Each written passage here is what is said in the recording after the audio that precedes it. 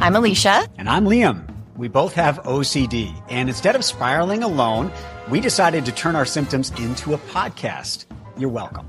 Here, we overshare real stories, laugh through the anxiety, and talk to actual experts who can explain why your brain keeps asking, what if I accidentally marry my cousin? Whether your thing is hand washing, mental rituals, or just silently panicking during normal conversations, congrats. You have found your people. This is a safe place, unless you're an intrusive thought, in which case, get in line, buddy. We're booked. So grab a weighted blanket, cancel your plans for the 5th time, and let's dive in. This is the OCD Confessional. And yes, we did check this recording 4 times before uploading it. We are so excited to welcome Dr. Nathaniel Van Kirk, a licensed clinical psychologist who specializes in severe anxiety, OCD, and trauma. He is the program director of the OCD Institute at McLean Hospital and an instructor at Harvard Medical School. Beyond his clinical work, he is passionate about breaking down stigma in the mental health space and currently serves as president of OCD Massachusetts. We are so honored to have him with us here today. Nathaniel, thank you so much. Welcome to the OCD Confessional. Well, thank you so much for having me. Welcome, Nathaniel. We really appreciate you coming on. I don't know if you've had a chance to listen to the show, but we like to start with a confession. Of course, this is the OCD Confessional. You have lived experience with OCD. So if you could just give us a little glimpse into how that impacted you with a confession of maybe a ritual or a compulsion that you used to perform. Sure. Thinking back on it, so I know we'll get a little bit more into this. Contamination was one of the themes among many others. So like the more traditional hand washing, showering, barriers, that type of thing. But when I was thinking about sort of this confessional piece, it reminded me that there were certain aspects when I see that we're kind of creative in a way. While creativity is great, nothing like a high anxiety to spur on a lot of creative thinking. Not always great when it comes to OCD. I remember partway through treatment, I was tasked to reduce my hand washing rituals and was just sort of overwhelmed by fear at that point and tried to find any way to like meet the goals without actually having to feel the distress, which now as a clinician in hindsight, realized that wasn't the right tactic when it came to recovery. But I ran across what was called New Skin at the time that they sold. It's like the liquid adhesive bandage that comes in an aerosol. Yes. And I remember seeing that and thinking, well, this could work. Ended up coating my hands and my arms. And of course, because it turned into a ritual, coating the rest of me in these multiple layers of New Skin so that I wouldn't have to wash my hands and I could reduce the time I was doing my... That's actually brilliant. Yeah. Trying to turn myself into a real life bubble boy. But down the line, it started to peel off. Then there were some other questions that came up. So that one didn't last too long because it quickly was noticeable after you start putting it on. I had some counting, so I was doing it in multiples of 4. So that was probably one of my more creative, ritualistic attempts to think I was doing treatment, but realized probably was leading me in the wrong direction at that time. But creativity was kind of funny. You could do like Buffalo Bill in Silence of the Lambs and just create a new skin for yourself. That was my attempt. That's where I was. I guess that's where I was headed. Oh my gosh. And we're going to cover all of that, all the compulsions. I want to talk a little bit about your story and when OCD first entered your life. Yeah, so OCD kind of kicked off for me around sometime in middle school. I always kind of joke, up until there was a specific summer that I actually ended up going to a tennis camp at the University of Virginia. And up until then, I really didn't have any sense of OCD. I'd always had some anxiety, but kind of lived out in the country, was always playing in the woods and really had no sense of like the need to engage in washing rituals or otherwise. But something kind of shifted during that 2-week camp. I always kind of joked that while like the other kids are like sneaking out to go hang out with one another, go like tour around campus because you're on a college campus and it felt all exciting, I was trying to sneak out to figure out which 7-Eleven sold Purell at that point. And that was a little early on, so Purell was still kind of new. Wasn't as prolific as it is now. But after those 2 weeks, I remember sort of coming back home and being in the car and my mom asking, like, is everything okay? And like any good teenager, I said, I'm fine. Don't worry about it. And really what had changed is during there, I'd gone from never really using Purell to Purelling my hands, my arms, my shoes, my tennis racket, pretty much everything. which, as you can imagine, I didn't do very well at tennis camp because I was like throwing my racket because it was slippery and having to go chase it. And it was a bit of a mess. Oh my And gosh. then as time went on, I developed a lot of contamination, at that point, I didn't know what was going on, but a lot more contamination symptoms, fear of harm, some elements of scrupulosity, and sort of, I always say my OCD was kind of like whack-a-mole, and that many with OCD have experienced, where it just kind of popped up all over the place and changed a lot over time over the coming years. What did you make of it at that time? Did you just feel like, oh, I'm anxious, maybe I'm a little odd? What did you think of it? I mean, I thought I was losing my mind because it was somewhat of a sudden onset, and I didn't really know what was happening. I had never really heard about it. This was many, many years ago, and I really just sort of felt like I couldn't trust my own mind at that point. I was sort of scrambling to do whatever I could to, feel a sense of control of whatever was happening.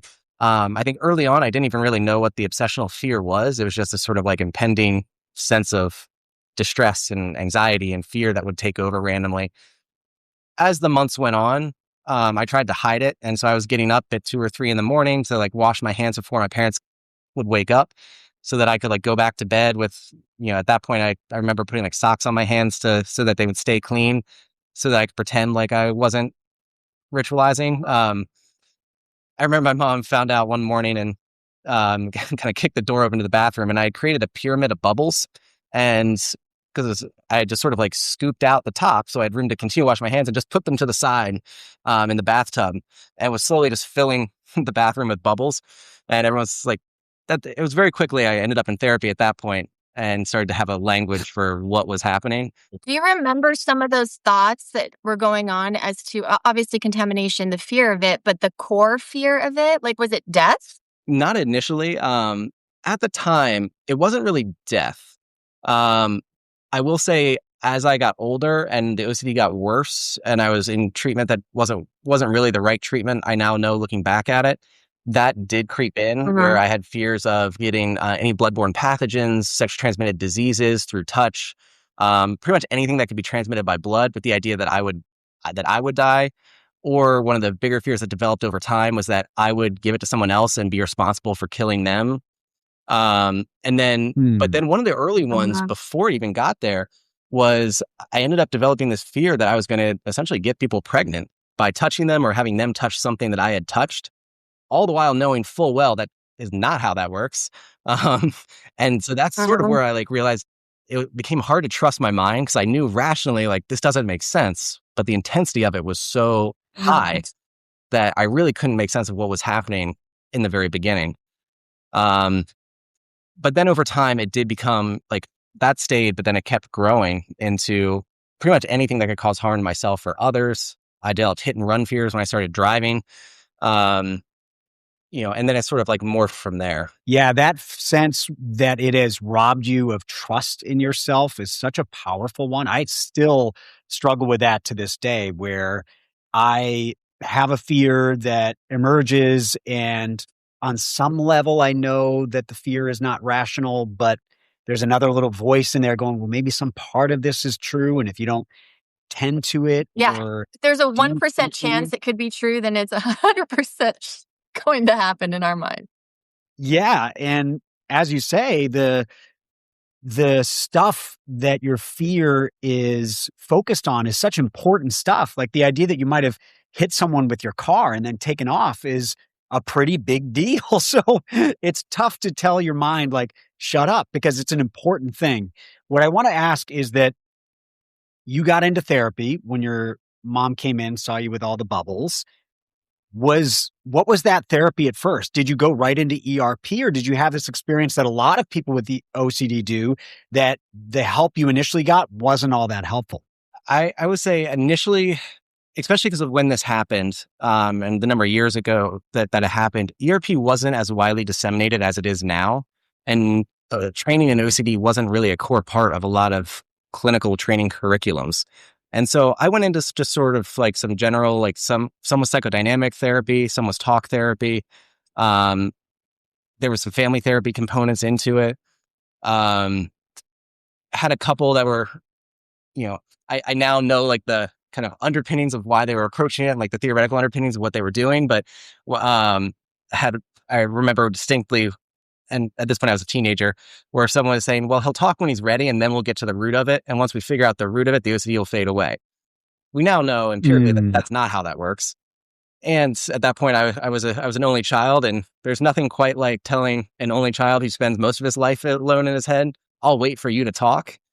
I think I spent many hours with this person in silence. And so I'd say I ran the gambit of all the different types of therapy.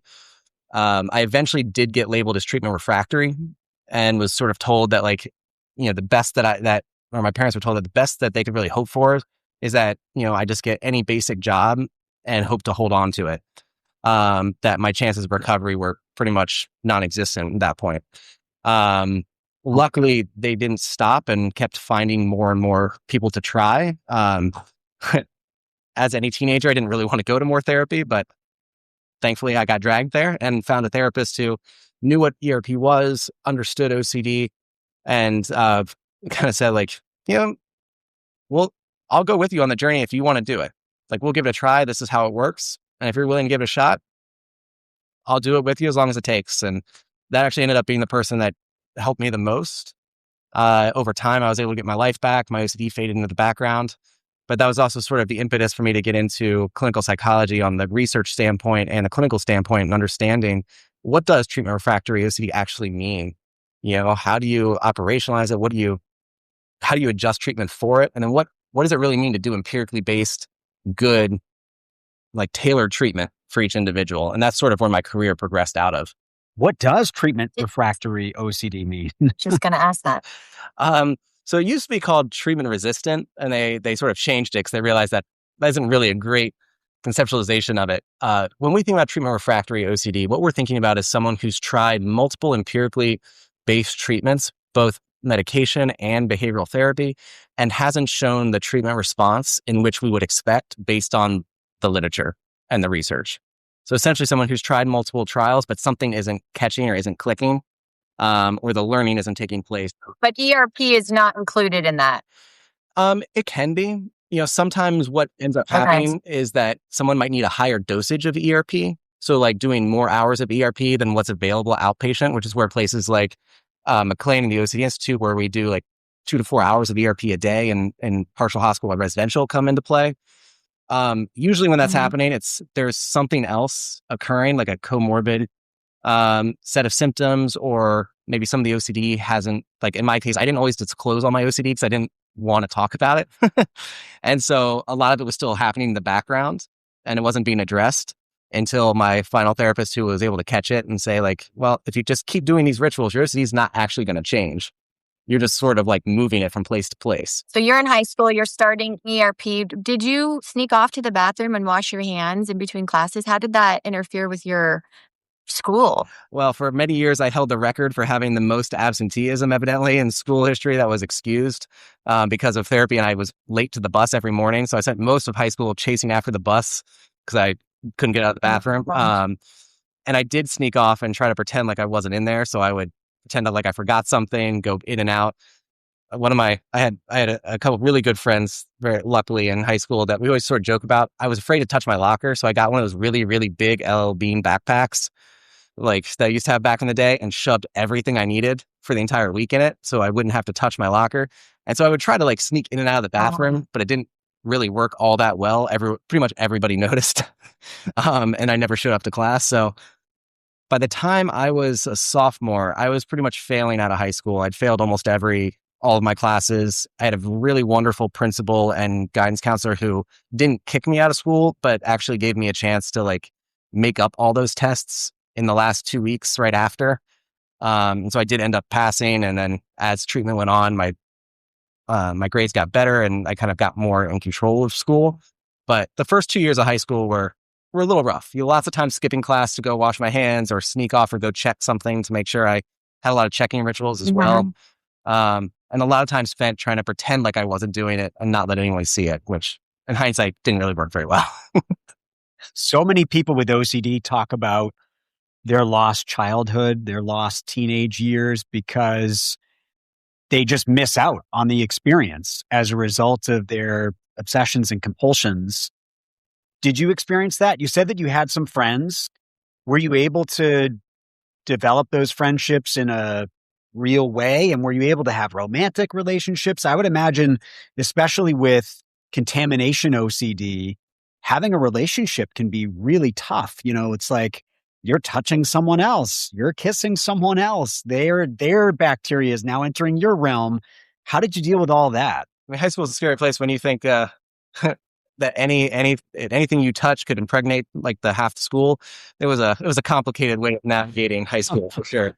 I would say that on the friend side, I got very lucky and I had a few very close friends that I had known most of my life. I did lose a lot of friends because I was kind of like the weird kid in school. But there were like about 2 or 3 that really stood by me. And to this day, I remember I would be washing my hands and he would be eating ice cream downstairs. And I even asked him when we got older, because we went to college and everything together, what did you think when you did it? It's like, I didn't notice. I was just happy to have ice cream. He's also one of the smartest people I've ever met. So like, I know he noticed, but I got very lucky in that, I was able to develop some new friends. I lost a lot of friends during that time because I couldn't be present as part of it. I was doing weird things. I was disappearing all the time. And then, I had those that I'd known since I was a little kid that just rolled, a few rolled with it, a few didn't know what to do with it. And then as I got better later on in high school, I was able to develop more friends. And as I got my OCD a little bit more under control, I was able to build those relationships again, which was great. But some of that required a lot of work. And I had to get myself to a place where I could kind of do it. So it had its impact for sure. Luckily, like the friends that I had through that, I'm, luckily to still count as my friends today.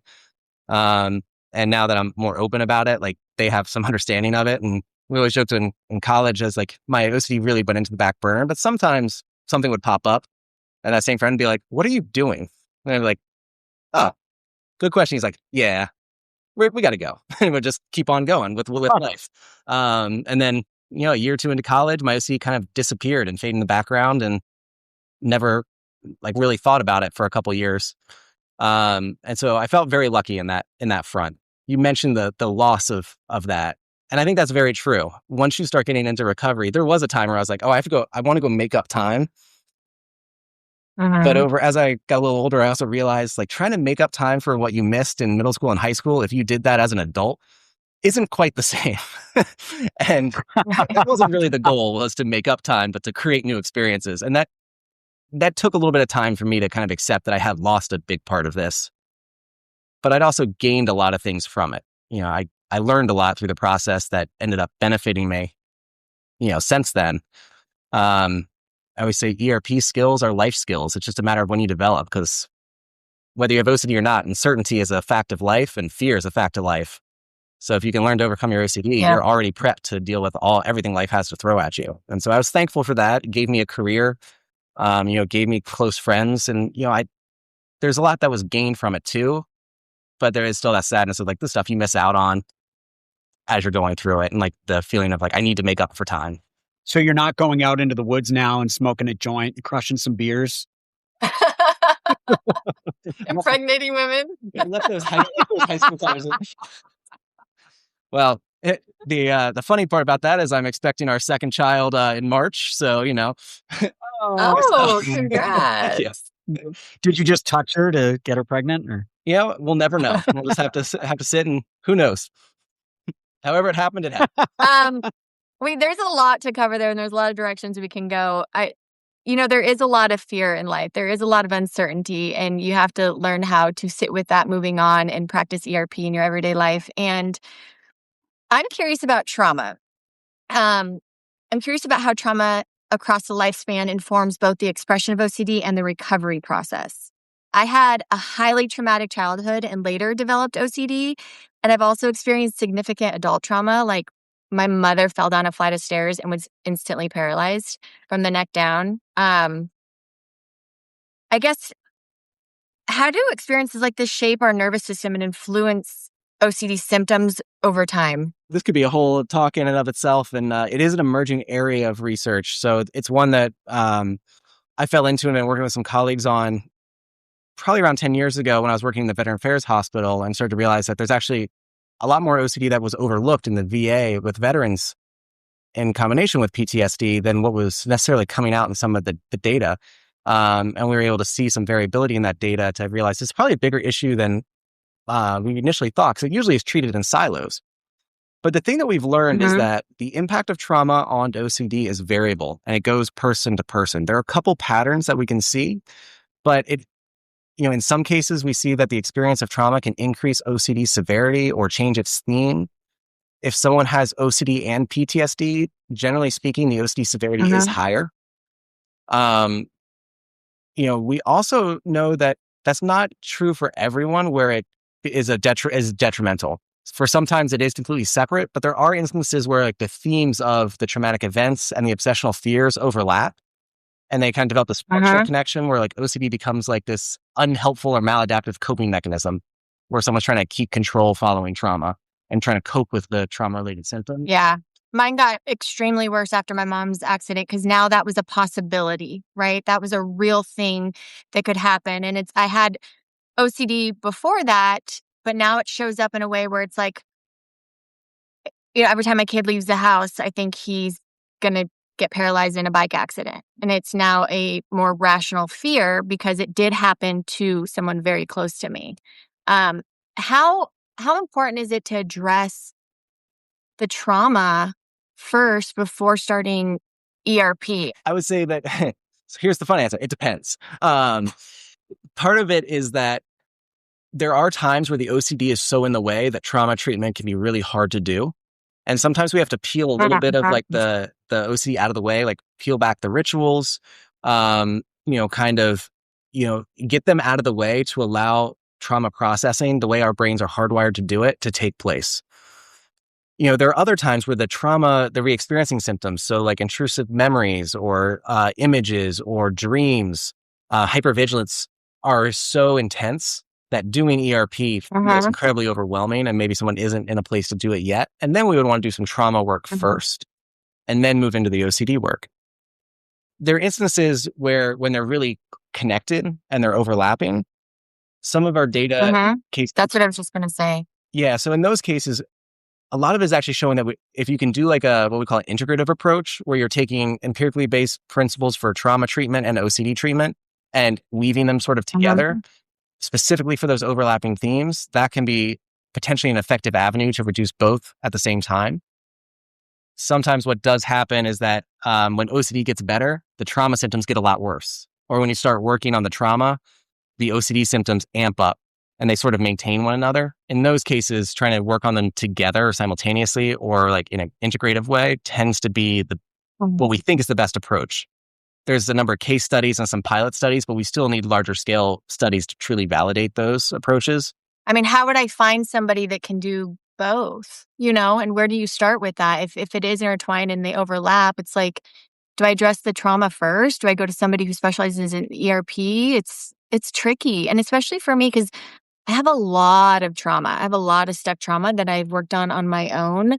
And through talk therapy, but then the OCD I didn't know I had, so it only made my OCD worse. It just feels like this vicious cycle that I can't seem to get out of. And that's a really common experience. So like clinically, this is one of the areas that I work on as well, because of that, is that it is a vicious cycle that like, no matter what you do, it feels like they're just bouncing. It's like a really bad game of Pong from like the 80s, or just bouncing back and forth. What I would say is that, there is a special interest group for specifically for PTSD and trauma in OCD through the IOCDF. Okay. And we have a resource page. So if people are interested, that's something to look into. Dr. Caitlin Pinciotti has a website that where she's actually gathered a list of individuals who say they treat both trauma and OCD. There are a number of us sort of that have been trained in both. So I think the first step is talking with your current treatment team and asking, like, is this something that they feel confident with or trained in? Dr. Lauren Wadsworth and I created kind of spearheaded creating a measure where that's really called the obsessive trauma timeline interview, that is actually designed to try to help detangle what is trauma and what is OCD and what is overlapping for individuals, that people can bring to their therapist and work work through it together to get a sense of like, how do they interact or do they, as a way to inform what to do next. And some of that might be having your therapist get consultation from a trauma therapist. Luckily, there are similar fear learning principles in both. So if someone is a really good ERP therapist, they have the principles to be able to learn how to do trauma therapy, computer-based trauma therapy. I always say that exposure response prevention was kind of developed out of prolonged exposure treatments for trauma at NAFOA, who kind of spearheaded both of them. So the principles are similar. And so a good ERP therapist and a good trauma therapist can learn the other, but it's good to have a little consultation. And many are trained in both. So I'd say the first step is talk with your therapist, see if they feel comfortable. If not, see if they can find either someone to consult with or maybe someone who could do like time delineated trauma therapy at the same time that you're doing OCD treatment, but making sure that they're in contact and working together. It occurs to me that trauma is difficult to define, right? There's little t and big T. A lot of people who maybe do have some sort of emotional issue as a result of their trauma aren't even aware of it. So how can someone look for the signs of that? Let's say they notice that they have some OCD tendencies or they've been diagnosed with OCD, but they haven't really explored maybe the trauma part of it. How can they be looking for a sign that like, okay, this might be part of what's going on with me? Is this experience many years ago that I didn't even realize was still impacting me? It's a good question. I will preface it by one thing I always want to make clear when I talk about this is that we're not saying that OCD is a trauma disorder. And I think there was a tendency for many years to assume that if OCD developed, there must have been something that happened that was traumatic that like spurred it on. And that if you deal with that, OCD goes away. We've kind of debunked that. They can co-occur, but trauma is not necessary for OCD to develop. And so the one thing I'll always want people to think about with their teams is, why am I going down this line? Is it because I want an answer that means I don't have to do ERP or that to make the OCD treatment easier? Or is it because I've tried OCD treatment and I keep having like these memories or these dreams or these flashbacks of past events that are causing me a lot of distress that feel somewhat different than the like kind of obsessional what if fears about the future that are common in OCD? Because that could usually be a good indicator that maybe there is something else occurring in the trauma realm. If when you start doing ERP, you start having a lot of flashbacks about specific past events that have actually happened to you versus those what ifs about the future.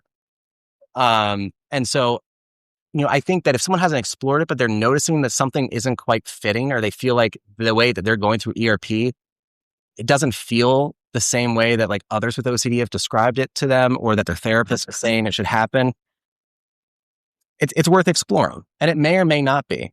It could also be a lot of other things, but it's worth having that discussion with your therapist if you feel like something's off, or you notice you're just getting pulled back into the past over and over and over again. That's usually a good sign that there may be something else to be addressed on the trauma front that hasn't really been processed, or you haven't been able to go through the natural healing process that we typically go through. That's interesting because, there were a lot of calls to the cops growing up. There was a lot of abuse, both physically and mentally in my house. And there was one specific experience that I had. I won't go into detail, but the ambulance came. I am still to this day triggered by the sound of an ambulance. If I hear one right now, I think it's my child. I think it's my husband. I have to call him. My heart beats really fast. I get severely anxious. I mean, even talking about it, my heart's racing right now. So that is trauma. That is my body going back to that moment in time that scared the shit out of me when I was 11 years old. That is a good example of how that shows up for me as a trauma from a previous experience. Correct? That sounds very, very similar to like what we're talking about. It's like, I think what you said right there, I really like, it's like being pulled back. Like everything about that moment is like you're being pulled out of that moment into that past experience. And then with those, we tend the picture, the things that were said, the vehicle itself, me running outside, the whole story comes back. Yeah. Yeah. And it's led to the OCD compulsion that I have today with that sound that makes me want to check on my children. So, and a lot of times it makes sense Yeah, that's a perfect example of how they can play together, because it makes sense when you have OCD too. If you have OCD and then have a traumatic experience, or you develop OCD as a way to cope, when we're overwhelmed and distressed and afraid, we go back to the most overpracticed thing to try to get some sense of control, right? And OCD is great about saying, if you do this thing and you just do it enough, you might have some control and some certainty. But Yeah. what that does is it takes you away from, like, the way we're hardwired is actually to recover from trauma. Like, as humans, our brains are incredibly resilient, but sometimes things get in the way, be it the number of traumas, the duration, the inescapability, or the fact that OCD is essentially hijacking that process that we're hardwired to do, and doesn't allow your brain to organize and make sense of it, because the OCD is saying, well, what if? Yeah. Or saying, well, just do this thing, and then you don't have to think about it. And so it makes sense. You use what you have at your disposal. And for a lot of individuals, that is OCD. And it can make treatment incredibly challenging to detangle the two. So what would a Yeah. treatment for that look like? Would you have Alicia listening to the sound of an ambulance, remembering that scene and trying to sit with the discomfort of it, as opposed to performing the rumination or mental rituals that she performs to alleviate her anxiety? Well, with the caveat of, not being your therapist, I can't comment specifically. Always have to throw that caveat out there. But I think Sure. one of the things that we do know is that, for example, prolonged exposure for PTSD symptoms, if you were to qualify with PTSD symptoms, is still exposure. But the goal is a little different. It's to essentially recalibrate your alarm system to have a sense of relative safety based on the current situation and context, essentially separating the memory from the immediate moment. And then learning that the memory itself isn't dangerous. It's uncomfortable, but not dangerous. And so, yeah, you would actually do, a lot of times in trauma treatment, we'll do what we call a trauma account, where you write out a very detailed account of the trauma, the emotions, the sensations, the smells, the sounds, the what you felt and what you thought, and read it over and over to essentially allow your brain to organize and process These all the different sensitives. emotions that come from it and make sense of it. I'll The way I start always that think about now. One of the things that we always say, one way to think about it with trauma is that there's so much information all at once and not enough time to make sense of it, especially when you're a kid, where it's like you have, if you have a file drawer, and you don't put things in folders, you just slam all your papers in there and shut the door really fast. Sort of like when kids are trying to clean the room, they push everything in the closet and shut the door and hope that it stays shut. That's sort of what trauma does when you don't have time to process or make sense of it. It shoves it all in there, so when the door opens, it all spews out sort of uncontrollably. Trauma treatment is about not getting rid of those memories or those experiences, but organizing them and making sense of them in a way that your brain can process it and file it away, so it's not spewing out all over the place, and can separate the experience at that time from the current moment. OCD, unfortunately, because it doesn't really like organization and just wants, the what if, gets in the way of that process sometimes. It sounds to me almost like that approach of dealing with the trauma, refiling it, all of that, it could interfere with the OCD treatment. I mean, OCD treatment is trying to get you kind of just to stop fighting with those thoughts, stop engaging with them. And in the trauma work, you are engaging with them.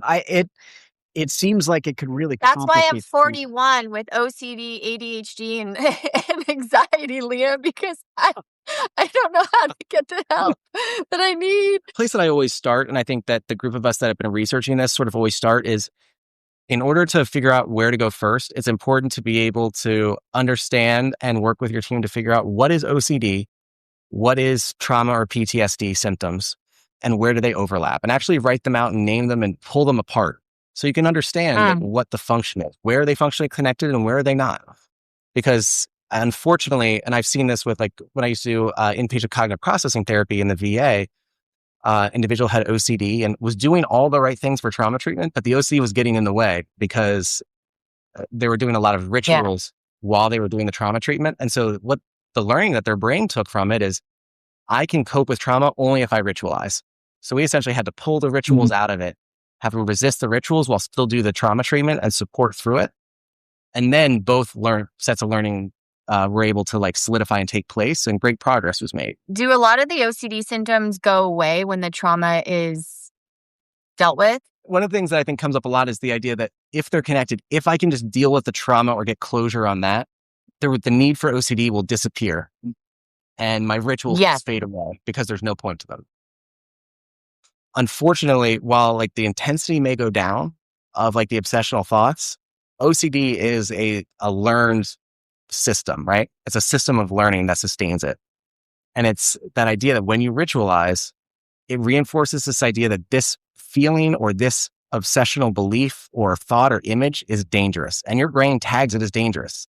And then it's sort of like a Google image search with a hashtag where it's sort of like everything that gets that hashtag danger all gets pulled up at the same time. Unfortunately, that learning actually becomes a self-sustaining system on its own. So even if the trauma is dealt with, the OCD will typically still exist. It may change a little bit in theme or like content a little bit or intensity, but that process of learning, that cycle is still hard, sort of over practiced and hardwired. So you have to actually break that OCD cycle, change that learning, and do the ERP treatment to break down the OCD. Then when you do both, then they can fade away and sort of be part of the past. Do you think everyone with OCD should be, thinking through their past and wondering, okay, is there something that triggered this? Because like I can't, identify a true traumatic event from my childhood. I mean, my parents got divorced. I had your run of the mill, childhood playground fights or whatever. But there's no like, I'm lucky in that I didn't have any true trauma as a person. And yet my OCD has been very severe at times. And so should people be exploring that past or no, just, move forward with dealing with the OCD as it currently impacts your life? Yeah, I would say unless there is a specific reason or a treatment team or like, that you have significant trauma in your history, going back to look for it, to check for it, isn't really going to help the OCD recovery process.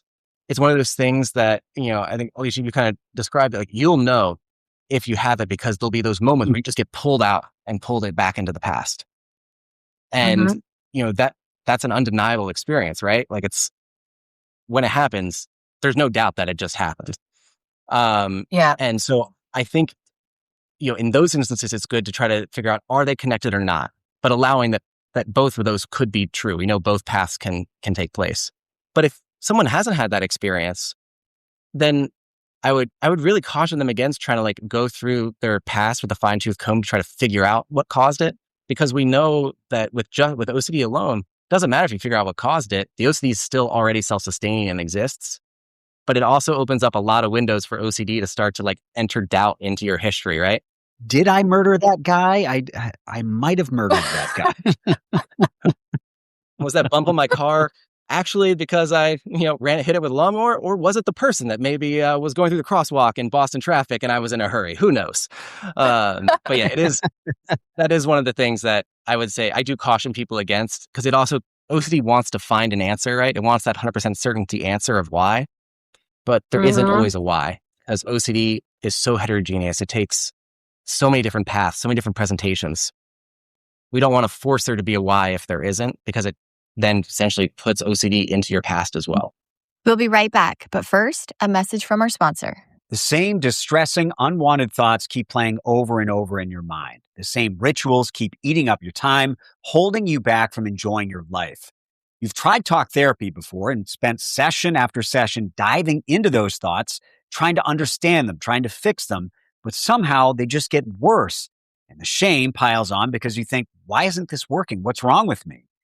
If this sounds familiar, here's what you need to know. You are not the problem. You're experiencing something that a lot of people with OCD experience. Getting your life back is possible because OCD is highly treatable. It just requires a completely different approach than other mental health conditions. In fact, standard talk therapy often makes OCD worse because it encourages you to analyze those intrusive thoughts or try to replace them with positive ones. But with OCD, the more attention you give the thoughts, the stickier they become. That's where NoCD comes in. NoCD provides virtual therapy designed specifically for OCD. Every single one of their therapists is extensively trained in a type of therapy called ERP, or exposure and response prevention, which is the most effective treatment available for OCD. And they get their training from world-renowned OCD experts, so they truly understand what you're dealing with, even the stuff that feels impossible to say out loud. In live, face-to-face virtual sessions, your NoCD therapist will teach you how to take the power away from intrusive thoughts so you can live the life you want to live. In between sessions, you'll be able to message your therapist anytime, join dozens of live support groups, and continue your progress with other expert-developed therapy tools. NoCD is also covered by insurance for over 138 million Americans, and their team makes it really simple to get started. Visit nocd.com and book a free 15-minute call. That's nocd.com to learn more and talk to someone who can help, because you deserve treatment that actually works for OCD. And now, back to our show. In addition to your work on trauma and OCD, you're also devoted to helping break down stigma, and you took part in a program at McLean called Deconstructing Stigma. So tell us a bit about that program, why it was started, what its mission is, and how you've been involved. Yeah, so I mean, it was a great program that was started, that Adriana Vomchak and her team started at McLean, that really focused on helping normalize mental health experiences across the board and kind of break down the stigma around like seeking help as a bad thing, or that it means that if you seek help, you'll never be successful. And so it's essentially individuals from all walks of life, from all places in life, sharing their stories of mental health challenges across the diagnostic spectrum, and then sort of where they are now. And so the goal was to provide hope for those that are going through it, that are just getting started or feel alone, to know that it doesn't mean you can't be successful. Like it's more of a human condition to either have a mental health challenge at some point in your life, or essentially have a loved one who has it. So it's not so much that it's a rare experience. It's actually more of a fundamental human experience for mental health challenges to touch your life in one way or another. And as humans, we are resilient and can find our way through it. And it was really to kind of share that through individual stories of people who've gone through it that you may not even realize had gone through it. And so I was lucky to be part of that. It first displayed in the Boston Logan Airport. And then they've expanded it across the world, and they have displays across the world with individualized stories about recovery. And then they pair it with statistics, on like, what do we actually know about mental health, to try to kind of dismantle some of the misinformation that's out there. I want to ask more about that. So Alicia and I have both struggled with this issue. You know, how much do we want to share? I own a business. Alicia has a career as a model and an actress. And what I don't want is that I share one of my obsessions, one of my compulsions, and people go, okay, he's a freak. I don't want to work with him in his company.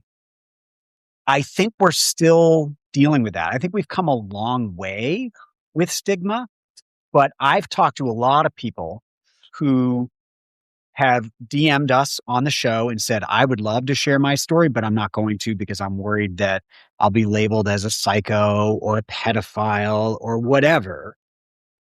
How do we keep confronting that and letting people know and it the is sad okay, thing is and it they is will this be human labeled as that.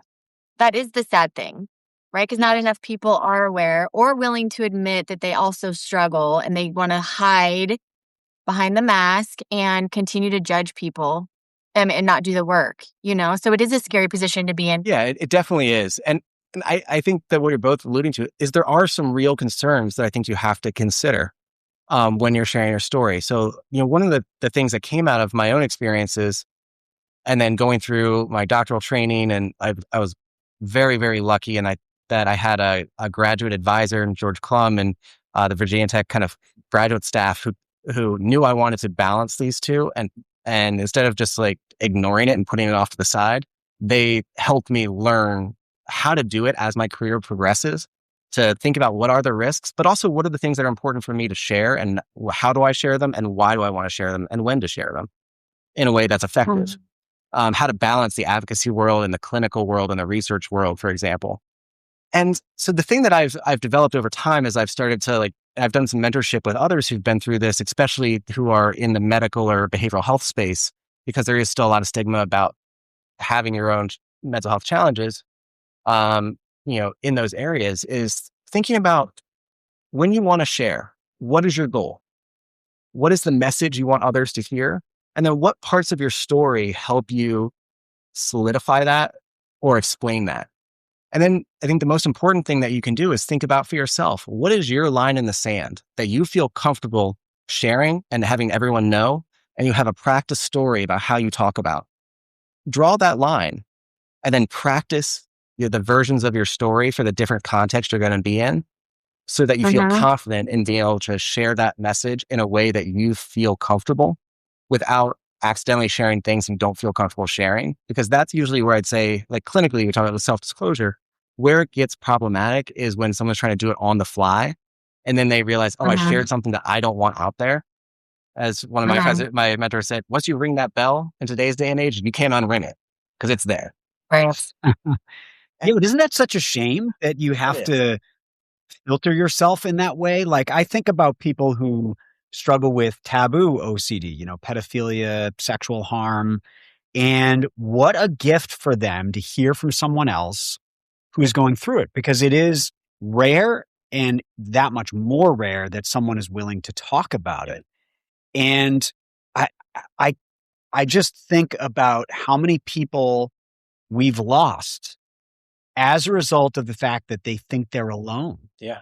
And we have I to think about that too. somehow speed up that process of destigmatizing it and letting people know it is okay to say that you have these thoughts. The thoughts are not dangerous. And I'm just frustrated by kind of this notion that, like, we have to filter it. I mean, I filter stuff. There's stuff that I'm not sharing on this podcast. Right. I know the same is true for Alicia. And I wish we didn't have to do that. I've gotten a little better. And I think that comes with confidence and not judging ourselves too, right? And the fear of judgment, projection. Like, I didn't know, there was a time, 10 episodes ago, where I didn't know that other people picked up the knife and had a fear of, like, stabbing their cat. And it's not a real fear. It's a thought, right? An intrusive thought of, like, that was one I've had since I got my cats. I was like, ooh, why do I have this fear? I would pick up a knife. I'm cutting, we're singing in the kitchen and everyone's having a good time and I'm cooking and I pick up my knife and my cat's there and I'm like, oh gosh, I feel sick. And I would keep that thought to myself and go, why did I just have that thought? That was weird. Throw my knife down. I'm like, honey, you finished cooking, cutting. I'm going to exit the kitchen. Not because I thought I would stab them, but because the thought was just, it was a terrible thought. So I didn't want to have it. And that just, now I'll share that. Now I'm going to share that because I know that is OCD, right? And I'm more comfortable with it, with the knowledge that I've learned over the past 10 episodes. I would not have ever shared that in the first 3. I think that's a great example too of how, like, that line, the reason I call it a line in the sand is because that line can move based on where you are in your life. And I think that sort of links to your question too. Like, it's unfortunate we have to censor ourselves, but that doesn't mean we always have to censor ourselves in the same way as the message we want to share evolves. And based on where you are in life, the message you want to share may be a little different. At the end of my postdoctoral fellowship in McLean, I did a grand rounds to the hospital on essentially mental health stigma in the medical system, where I talk specifically about my experience of going through it and, like, how, because I worked in OCD, but I also was somewhat vocal about having OCD. Yeah, people evaluated me a little bit more. They would check, would I do that exposure? And so I always had to push myself a little bit further to, like, show that, yeah, I'd be the one that'll eat my pizza out of the trash can. I'll go sit in the middle of a dumpster for 2 or 3 hours while I have all my sessions, because I also needed to, like, I felt like I had to build that confidence for people to know that I've made it far enough in my recovery that I'm ready to, especially at, like, higher, more acute levels of care, to do whatever it takes for my clients, and that my OCD won't get in the way. And so early on, I didn't always share as widely. Like, I shared at IOCDF and some of the others, not so much on recordings or podcasts. But then when I gave this grand rounds, it was like 2 or 3 days after I got licensed and finished my fellowship. So it was essentially like I had my psychologist license. No one could take it away. I had a job offer that couldn't be taken away. So I was like, all right, sweet. My advisor or my boss and my mentors on postdoc were all in support. And so then I just sort of threw it all out there, and my line changed drastically because I was at a point where it didn't matter what people necessarily thought, because I had proved that I could practice independently, and I was in a different position to be able to share those things that some of the younger clinicians had to be a little bit more, and I had to be more wary about early on. And so I think that's always one way to think about it, is how does that evolve over time? And Alicia, I think that was a great example, like what you described, just across the podcast, that line changes. And on the flip side of that, as we evolve and gain the courage and education to share more and more, there's always going to be people who don't understand it, who will have something to say. Well, there's that's always going to be the case. I think one of the things I always like to share from the research side is you mentioned like the thought of stabbing your cat. So there's been a ton of studies going on, I think since the early 80s, about the content of OCD obsessions, especially the taboo ones, where they've compared individuals with OCD and taboo like themes, thoughts and obsessions to individuals that have no OCD diagnosis, and asked those individuals to say like, hey, have you had a thought in the last month that made you uncomfortable or that pushed its way in and like you really have thought like, oh, that's not great. And then asked them to detail it. And then they took those that had obsessions and OCD, mixed them together and gave them to OCD specialists and said, all right, who has OCD and who doesn't? How do you think we all did? Yeah, they couldn't tell them apart. The same. Yeah. We suck at our job. We don't know which is which because the content is the exact same content. The only difference is when you have OCD, like what we do with that thought, right? We ascribe meaning to it versus, oh, that was weird. I mean, I love my cats. I was going to say I love my cats to death, but that didn't seem appropriate right now. Or that's the perfect way to say it, given the context of OCD, right? How are you doing now? Does OCD still show up for you, or would you say that you've got full freedom from it? I say I've got full freedom from it. Would you say you're cured? A lot of years since. That's a minefield to jump into that one. The way that I think about it, and I think about this both clinically and personally, right? I don't feel like I meet diagnostic criteria for OCD anymore. And based on the DSM criteria and like all the research, I don't. The reason I don't say like cure or not is because the thoughts and the content and even every behavior that becomes a ritual, they're normal functional adaptive behaviors. They start out that way. It's not until OCD takes them to an extreme where they become rigid and excessive and maladaptive that they become problematic. The example I always give is perfectionism. Perfectionism can get in the way of a lot of things in life and school. But also, when I was doing my dissertation, I checked my dissertation a lot before I submitted it. But that was also adaptive. Now, if I checked my emails the same amount that I checked my dissertation, I never would have gotten to the point of writing the dissertation because that wasn't adaptive. So I think of any of these behaviors, it's about, can you have enough control over them to turn them up and down so that they adapt to the situation you find yourself in? Because then they aren't excessive or rigid or ritualistic. They're functional. And I think that's what ends up happening is most rituals start out as something we're told to do, right? Like using Purell, that's where my OCD started. But during COVID, it made a lot of sense to use Purell at the very beginning because we didn't know what was happening and it was adaptive.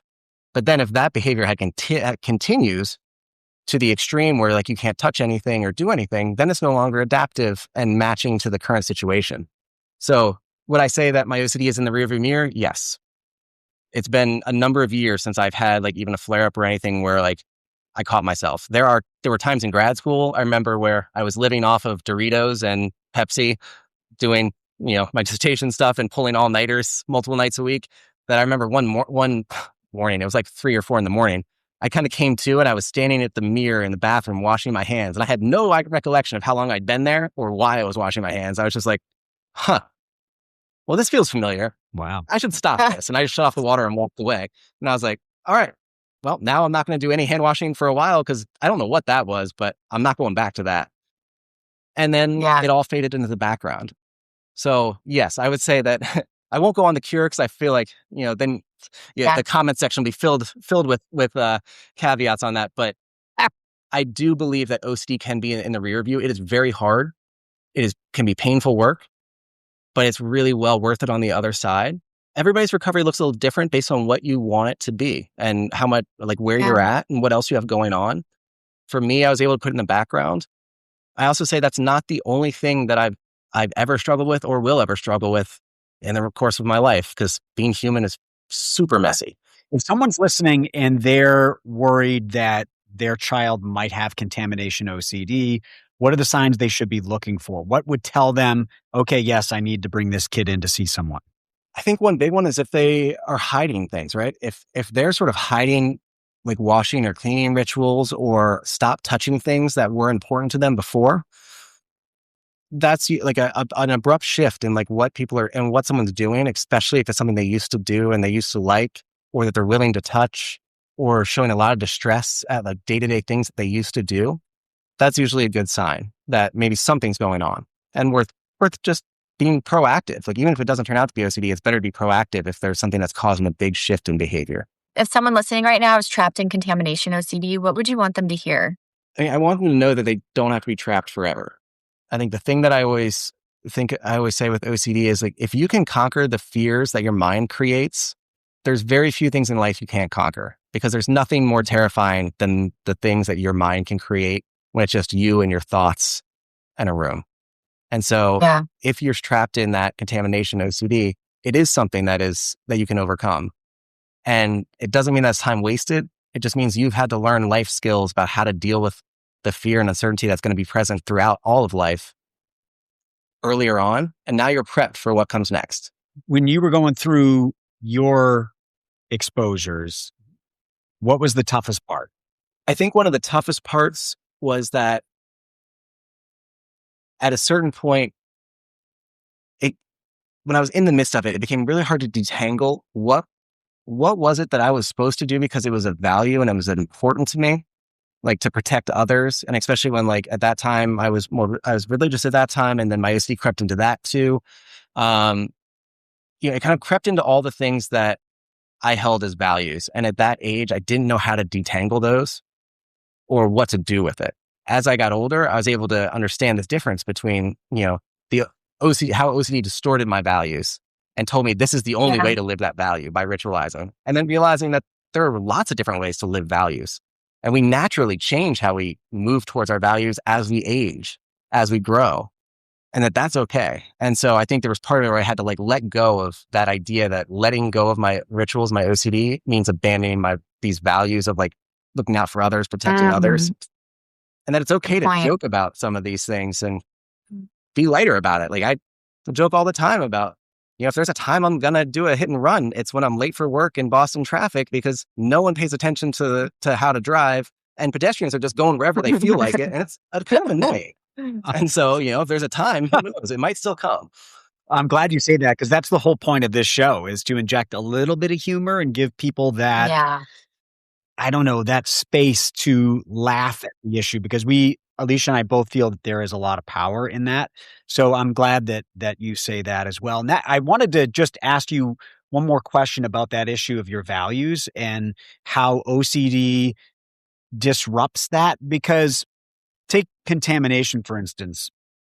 I remember watching a show, I think it was called The OCD Project, about contamination OCD. And eventually the therapist had this person eating a cookie off of a toilet seat.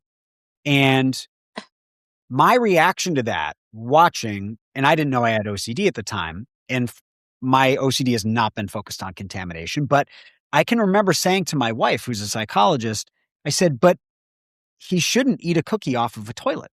So how do you start to separate what you really should be doing from what you really shouldn't? No one should eat a cookie gross off of a to toilet. everybody. And yet that's what this person was asked to do. I think that's extreme. So how do you keep like, why not just off how the do you floor? keep track of like, No, that's not even no, I better. really should do this or shouldn't do this thing? I think it's easy to get lost in the shoulds and shouldn'ts, right? In psychology, we always talk about cognitive restructuring. Should statements are always a warning sign. The thing that I always say is like, you never know what's going to be functional when. I actually think this is like a great segue because I wanted to come back to one of your earlier questions. I think this can kind of exemplify, like, what are some of when you ask, what are the hardest exposures? And all of them are hard, as you all know, right? But I think about what are the ones that were the most memorable and stuck with me in what I learned. And one of those actually goes to this, is like, how do you know what is and isn't okay to do? And what I would say is that you don't know until you're in that situation. And the question of, what do I functionally have to do to continue forward with the thing that is important to me in this moment? So like, I've dropped my food on the floor and I was like, well, there's none left. If we're at a party or something, I'm hungry. So I picked it up and ate it off the floor. But one of the exposures I remember that I did, there was a point in time where we moved a lot and I was working on a farm and we were mucking a pig pen that had flooded. And we lived on this farm, and part of it is I helped work on the farm. And I distinctly remember this, is that I was starving. So we've been working all day. We were baling hay. Now we were mucking the pig pen.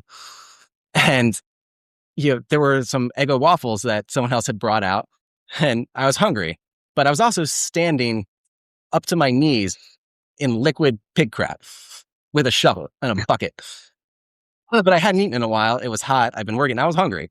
And so I was standing, at one point I have this image in my head of remembering I was standing there holding a shovel in liquid pig crap, holding an Eggo with my other hand, eating it because I was hungry, and then went back to shoveling. And my OCD was losing it, but I didn't want others to know about it. Like, I didn't want to get in the way or have others have to do my work. And I was in a place like I couldn't really go ritualize. I was standing in the middle of a pig pen on a farm. So I just had to keep going. And so in that moment, the should or shouldn't didn't come up. It was, I was hungry and I have a lot of work to do. So I'm just going to do both. We do talk a lot about the idea that, that overcorrection piece, it isn't just about the overcorrection, right? It's not about the shock value. It's about learning that if I can live my life without any rituals at that extreme when necessary, then as my environment changes or as the demands of the situation change, I have the ability to turn up and down change my behavior to adapt to it, because I know I can live at both ends no matter what. And I'm confident in my ability to cope with it. Even if it's not something I choose to do on a daily basis. Like, I don't eat all of my meals out of the trash can. But if a dare comes up and it's about someone doing exposure, I might, drop my pizza in the trash and go fish it out and eat it, because I love pizza and I don't want to give it up. So, it's worth it. I'm just picturing you dumpster diving and eating pieces of pizza out of there. Hey, the pizza's good enough. Never want to give it up. Doctor, thank you so much for joining us. If there's just a final thought that you would want to leave people who might be struggling right now with OCD, a lot of our listeners are, what would you want that message to be? I would say that no matter what type of OCD you're struggling with, always remember the treatment approach is still the same. OCD is OCD.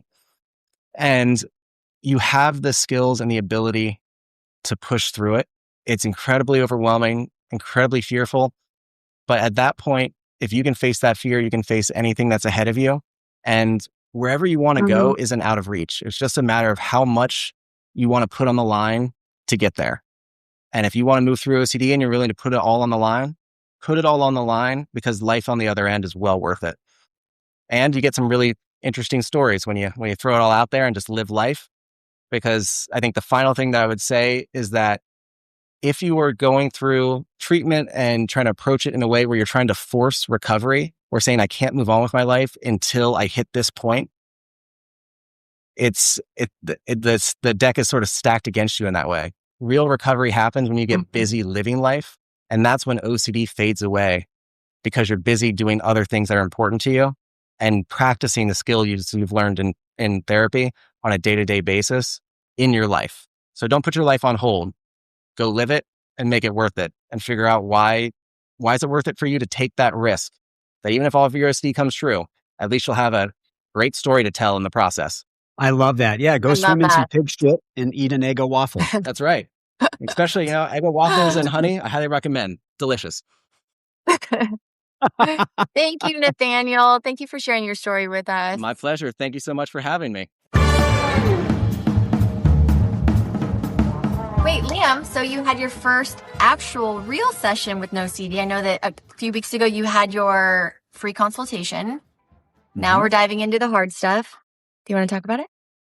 I am loving it so far. So, first of all, it's super easy. You sign up, you get this free 15-minute consultation, and then they set you up with a therapist. And I had my first appointment within a day, which is just unheard That's of amazing. in the mental health space to have a consultation and then see a therapist the next day.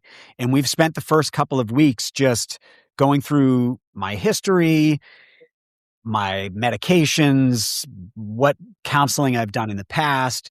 And now we're in the process. This is the fun part of like building the fear and trigger list. So I'm having to go through on the app. It's super user friendly, listing out what my fears are, what the obsessions are, what some of the triggers are for those, identifying those, and then going through what compulsions and rituals I perform. And it's actually been a really helpful process. Just writing those things down and thinking them through has been really helpful because I've been identifying stuff I'm doing that I didn't even realize I was doing through that process. And now my therapist is going to take those and build a plan for how I'm supposed to expose myself to it and all the response prevention stuff. So I'm feeling really hopeful about, taking care of that last, like 15 to 20% of OCD that still has a hold on me, and doing it through no CD. Are you doing it the same time, same day every week? Or does that just fluctuate with your schedule?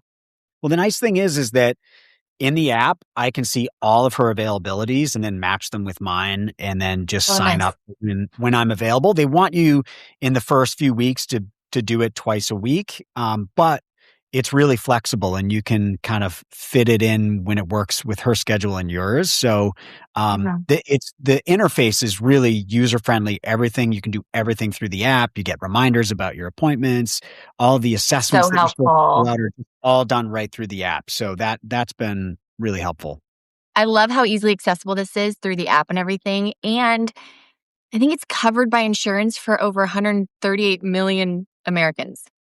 That's amazing. If you've got insurance, you likely can get no CD. So I'm having a really good time with it, and it's giving me like I say, this sense of hope that I can tackle that remaining OCD that keeps creeping in. We don't want it to creep in anymore. Be gone. We don't. And if you are someone who is struggling with OCD and you don't know where to start, we cannot recommend No CD enough. Go to their website. You can go to our page, click the link in our bio, or go to treatmyocd.com.